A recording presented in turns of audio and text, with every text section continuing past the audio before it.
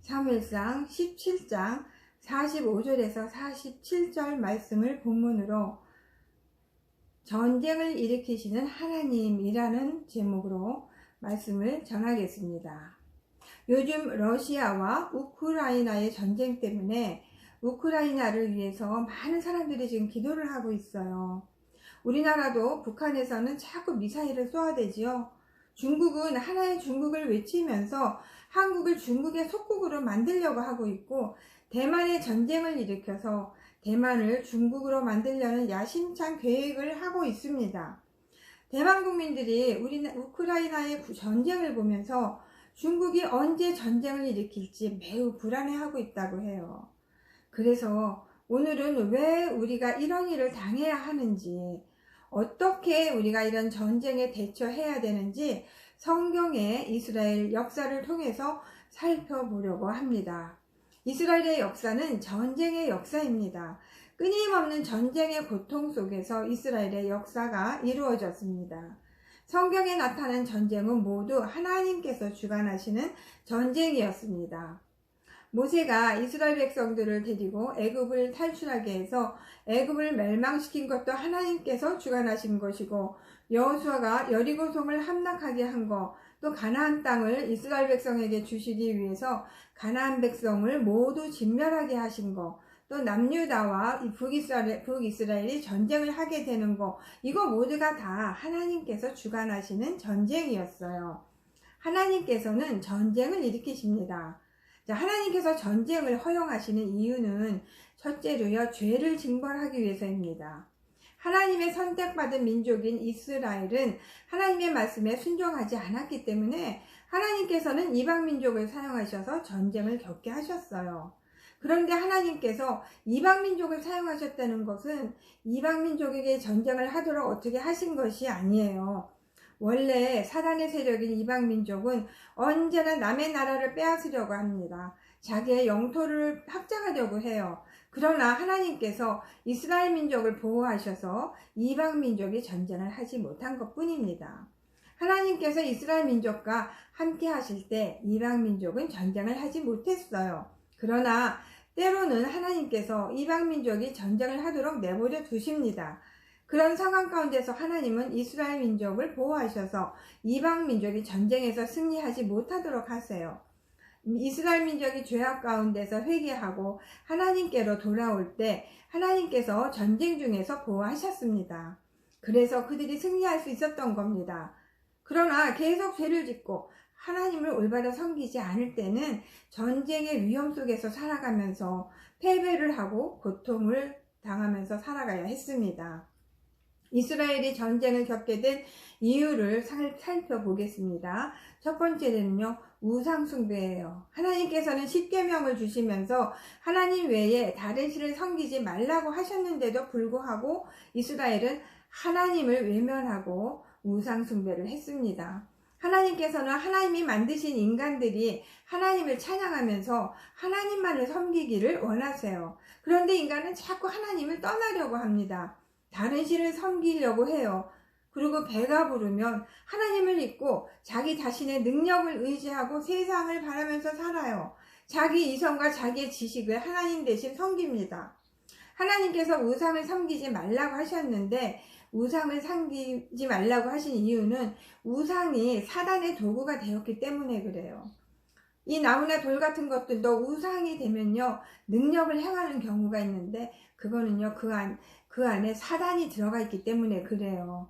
우상에게 절을 하면 우리가 사단에게 절을 하고 사단을 찬양하는 결과가 되는 겁니다. 사탄은 인간들로부터 찬양을 받기 위해서 인간들이 만들어 놓은 우상이나 종교에 들어가서 인간을 다스리는 신이 되어버리는 겁니다.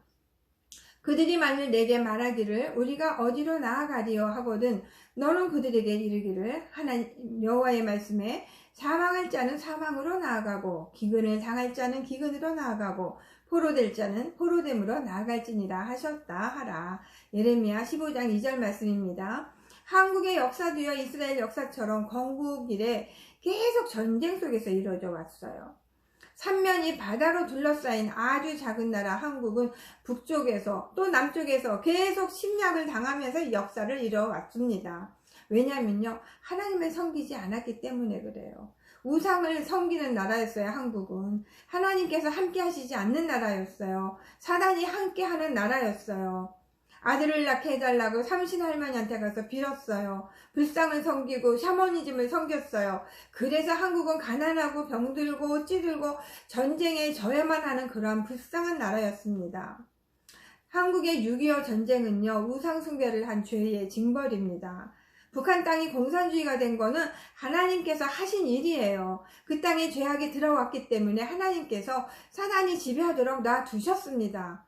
우리는 김정인이나 김정은을 욕하기 전에 우리는 먼저 겸비해서 하나님을 올바르게 섬기지 못했던 것을 우리가 회개해야 됩니다. 이방 나라들도 하나님께서 다스리시는 줄을 알아야지 됩니다. 하나님께서는요, 포로될 사람은 포로되게 하시고 살리실 자는 살리십니다. 죽이실 자는 하나님께서 죽이십니다. 6.25 전쟁 전에 이북에서 예수님을 올바르게 잘 믿던 사람은 전쟁 이후에 남한으로 대부분 넘어왔어요. 북한 땅에서 순교해야 될 사람들을 하나님께서 남겨두셨습니다. 북한에서 신앙의 정결을 지키면서 하나님을 위해서 죽게 하셨습니다. 북한에 남아있는 사람들에게 인간 나라를 하나님께서 다스리는 것을 알게 하셔서 우리 북한에 남아있는 백성들이 하나님께로 돌아오도록 깨우치기 위함이었어요. 조선시대에 선교사들이 한국에 들어옴으로 인해서 한국은 하나님의 축복을 받기 시작했습니다. 일제시대의 신사참배로 인해서 한국이 남북으로 분단이 되었지만 남한에 많은 기독교인들이 생겼어요. 그리고 하나님께 날마다 기도하고 철야하고 주의 성수함으로 인해서 한국은 북한의 위협에도 불구하고 지금까지 안전하게 지낼 수 있었습니다.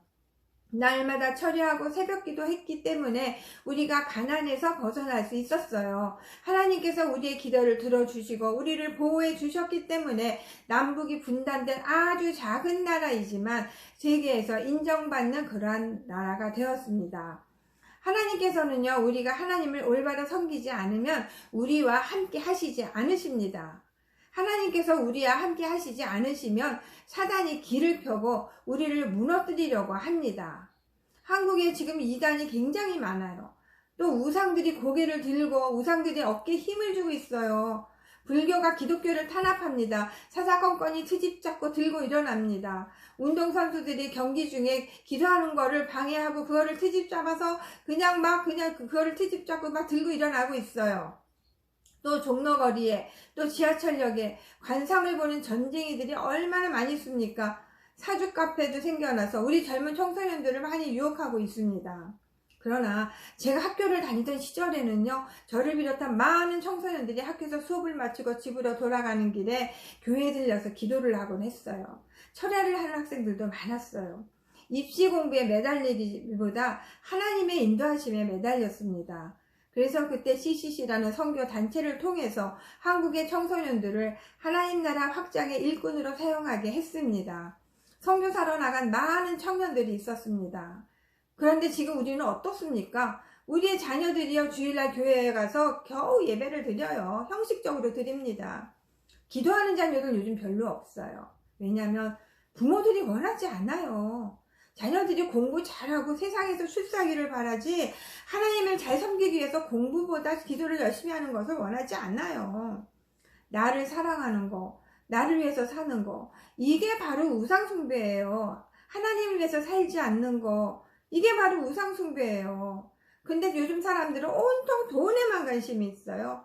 많은 돈을 벌어서 세상을 즐기면서 사는 것이 사람들의 목표입니다.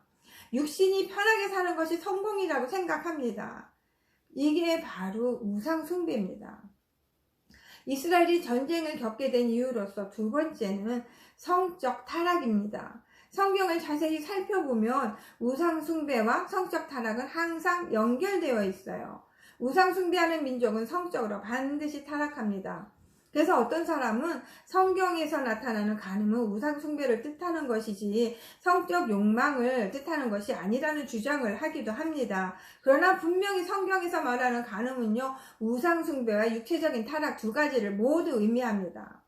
다시 말하면 영적인 간음과 육체적인 간음 모두가 다 하나님한테 간음이 되는 겁니다. 특히 혼종 관계는요, 이거 죄예요. 요즘 젊은 사람들은 혼종 관계를 별 대수롭지 않게 생각하고 거의 다 혼종 관계를 하는 것 같아요. 그런데 이런 것 때문에 가정이 무너지고 사회가 하나님의 축복과는 관계없는 방향으로 흘러가는데 이 하나님께서 진노하십니다. 이스라엘이 전쟁을 겪게 되는 세 번째 이유는 가난한 자를 외면하고 사치했기 때문이에요. 성경에는 가난한 자를 도우라는 말씀이 여러 곳에 나옵니다. 이스라엘이 망하게 된 이유 중에 하나도 가난한 자를 멸시했기 때문이에요. 소돔성이 멸망한 이유도 성적 타락뿐만이 아니라 가난한 자를 외면했기 때문인데 그 말씀이 에스겔서와 이사야서에 나오고 있습니다.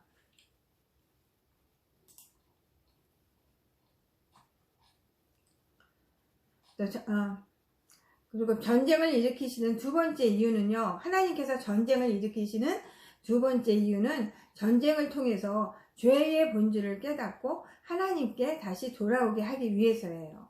이스라엘 백성들은 눈이 멀어서 하나님의 선하심과 자비하심을 보지 못했어요. 그들은 귀가 먹어서 사랑과 은혜에 찬 하나님의 호소를 듣지 못했어요. 그러나 그들은 극심한 고난에 처해서 그때서 하나님을 생각하고 그때서 하나님께로 돌아왔어요. 우리의 마음이 세상을 향해 있으면 또 세상 욕심이 많으면 귀가 있어도 하나님의 말씀을 듣지 못해요. 눈이 있어도 하나님을 보지 못해요. 성경 말씀을 보지 못해요. 성경 말씀을 깨달을 수 없는 이유는 세상 욕심이 강하기 때문에 그래요.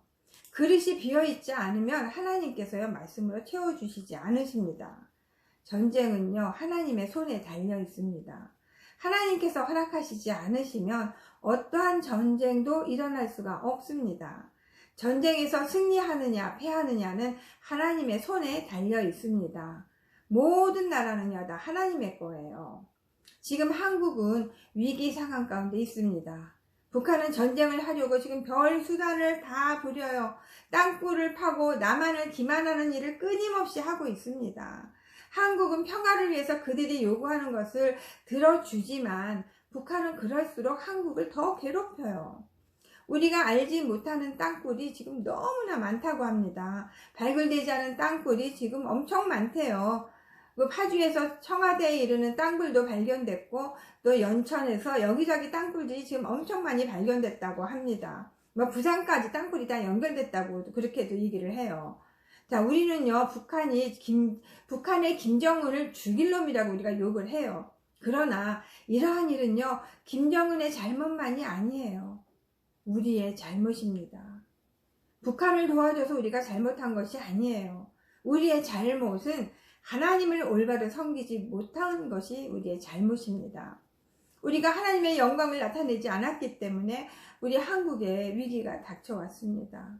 우리가 우리만을 위해서 살았기 때문에 북한이 한국을 우습게 보고 있어요. 우리가 돈을 너무 사랑했기 때문에 우리가 위험 가운데 처했습니다. 우리는 깨어야 합니다. 우리는 하나님 앞에 우리의 잘못을 회개해야 됩니다. 하나님께서는요 전쟁을 일으키세요. 왜냐하면 우리가 하나님 앞에 범죄했기 때문에 하나님께서는 북한을 사용해서 우리를 치실 수도 있는 거예요. 우리가 회개를 해야만 이 나라가 안전할 수가 있습니다. 하나님께서는 지금 한국을 지금 떠나고 계세요. 안타깝게도. 그래서 교회가 무너지고 전도가 되지를 않습니다. 우리가 회개를 하고 하나님께로 다시 돌아오면 하나님은 우리를 다시 보호해 주시고 우리와 함께 해 주실 것입니다. 북한이 저렇게 미사일을 쏘대면서 한국을 위협하고 천안함 사태, 연평도 사태가 일어난 거 이것도요 다 우리가 하나님 앞에 잘못했기 때문에 그래요.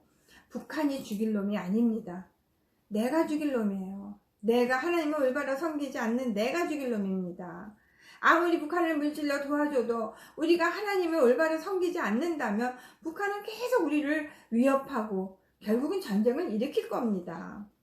전쟁은요, 하나님께 달려 있습니다. 아무리 군인들을 강하게 훈련시키고 최첨단 무기를 개발해도 하나님께서 함께 하시지 않으시면 전쟁에서 이길 수가 없습니다. 우리 군대가 나약한 것이 문제가 아닙니다. 기드온의 300명의 군사로 전쟁에서 승리했어요. 미국의 링컨 대통령은 상대편 적의 군대보다 병력이 약했지만 기도로 승리했어요. 미국이란 나라는 하나님의 것이라는 것을 깨닫고 하나님께 미국을 바쳤기 때문에 링컨 대통령이 이끄는 군대가 승리를 했다고 합니다.